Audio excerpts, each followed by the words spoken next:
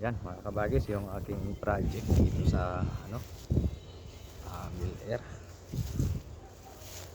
Lapit-lapit nang matapos. Ito may nagpipintura na, pero actually meron pa akong ilalagay dyan na tinatawag na canopy. Pinapipinturahan ko lang para hindi matuluan kasi shingles yun, kaya pinapipinturahan ko.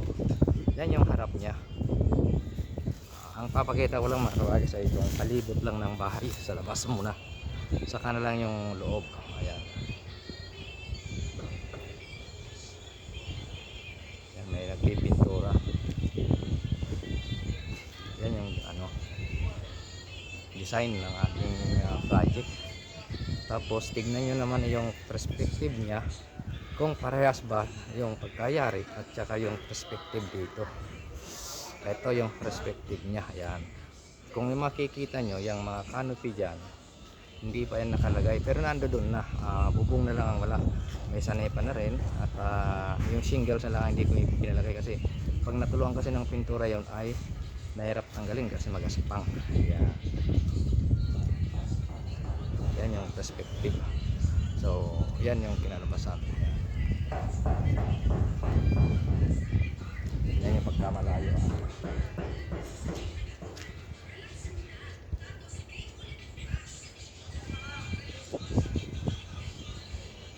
Ayan siya mga kabagis, parehas yan. Ito naman yung side sa right. Ayan, yan yung side nya dito sa right. Ayan, may pintura na rin. Ayan, oh. Kung mapapansin nyo, ayan, may canopy na yan. Ayan, yung dalawang puti na yan, yan.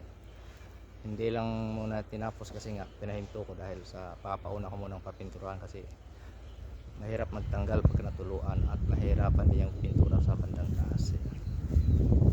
Tapos dito naman yung likod. Ito, pinapapalitadahan ko na rin yung firewall nya. Ito, malapit na rin silang matapos dito. Konti na lang yan, sa baba na lang. Yan, hanggang doon kasi sa taas yan, yung firewall. Yan. Ito yung sa likod. Rear view ito. Yan. At doon naman tayo sa left side. Ayan pala yung tao ko na mga panot. Yan, nandiyan, mga masisipag yan.